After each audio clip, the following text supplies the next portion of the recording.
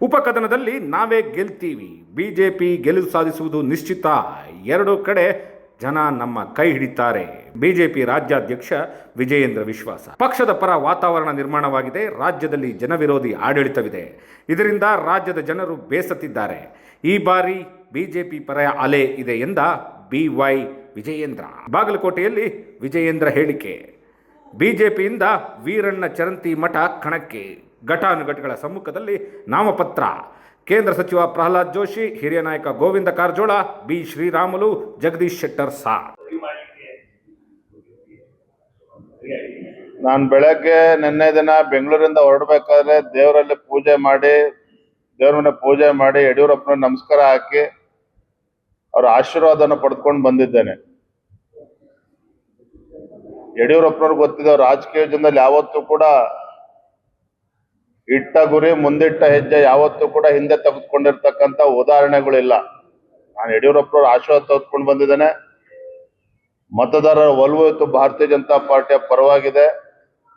ಕಾರ್ಯಕರ್ತರು ಇವತ್ತು ರಣೋತ್ಸಾಹದಲ್ಲಿದ್ದಾರೆ. ನಮ್ಮ ಅಭ್ಯರ್ಥಿನ ಗೆಲ್ಲಿಸಲೇಬೇಕು ಅನ್ನೋ ಉತ್ಸಾಹದಲ್ಲಿದ್ದಾರೆ. ಸಣ್ಣ ಪುಟ್ಟ ಗೊಂದಲಗಳೇನಿದ್ದಾವೆ ನಾನು ನಮ್ಮ ಪಕ್ಷದ ಹಿರಿಯರು ಎಲ್ಲರೂ ಕೂಡ ಕೂತದನ್ನ ಬಗೆಹರಿಸ್ತೇವೆ. ಯಾವುದೇ ಸಂಶಯಗಳು ಬೇಡ, ಎಲ್ಲವೂ ಕೂಡ ಸರಿ ಹೋಗ್ತದೆ. ಎಲ್ಲ ನಾಯಕರುಗಳು ಕೂಡ ಒಟ್ಟಾಗಿ ಒಂದಾಗಿ ಚರಂತಿಮಠ ಅವರ ಗೆಲುವಿಗೆ ಶ್ರಮವನ್ನು ಹಾಕ್ತಾರೆ. ಥ್ಯಾಂಕ್ ಯು, ಧನ್ಯವಾದ. ಇದೆಲ್ಲದರ ಪರಿಣಾಮವಾಗಿ ಬಾಗಲಕೋಟೆ ಹಾಗೂ ದಾವಣಗೆರೆ ದಕ್ಷಿಣ ವಿಧಾನಸಭಾ ಕ್ಷೇತ್ರದಲ್ಲಿ ಮತದಾರರು ಭಾರತೀಯ ಜನತಾ ಪಾರ್ಟಿಯ ಪರವಾಗಿ ಒಲವನ್ನ ತೋರ್ತಾ ಇದ್ದಾರೆ.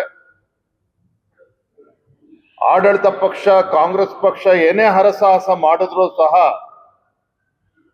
ಈ ಎರಡೂ ಕ್ಷೇತ್ರದಲ್ಲಿ ಭಾರತೀಯ ಜನತಾ ಪಾರ್ಟಿಯ ಗೆಲುವು ತಡೆಯೋದಕ್ಕೆ ಸಾಧ್ಯ ಇಲ್ಲ. ಯಾವ ದುಷ್ಟಶಕ್ತಿಗಳು ಬಂದರೂ ಸಹ ವೀರಣ್ಣ ಚರಂತಿಮಠ ಅವರು ದೊಡ್ಡ ಅಂತರದಲ್ಲಿ ಗೆದ್ದೇ ಗೆಲ್ತಾರೆ. ದಾವಣಗೆರೆಯಲ್ಲೂ ಕೂಡ ಒಂದು ಐತಿಹಾಸಿಕ ಗೆಲುವಿಗೆ ಭಾರತೀಯ ಜನತಾ ಪಾರ್ಟಿ ಐತಿಹಾಸಿಕ ಗೆಲುವಿಗೆ ಸಾಕ್ಷಿ ಆಗ್ತದೆ. ಆದ್ರೂ ಕೂಡ ತಮ್ಮ ಮುಖೇನ ನಮ್ಮ ಕಾರ್ಯಕರ್ತರಲ್ಲಿ ನಾನಿವತ್ತು ಸಭೆನಲ್ಲೂ ಕೂಡ ಹೇಳೋನಿದ್ದೇನೆ, ಯಾವುದೇ ಕಾರಣಕ್ಕೂ ನಮ್ಮ ಕಾರ್ಯಕರ್ತರು ಮೈ ಮರೆಯಬಾರದು. ಚುನಾವಣೆ ಮತದಾನ ಆಗ್ತಕ್ಕಂಥ ಕೊನೆ ಕ್ಷಣದವರೆಗೂ ಸಹ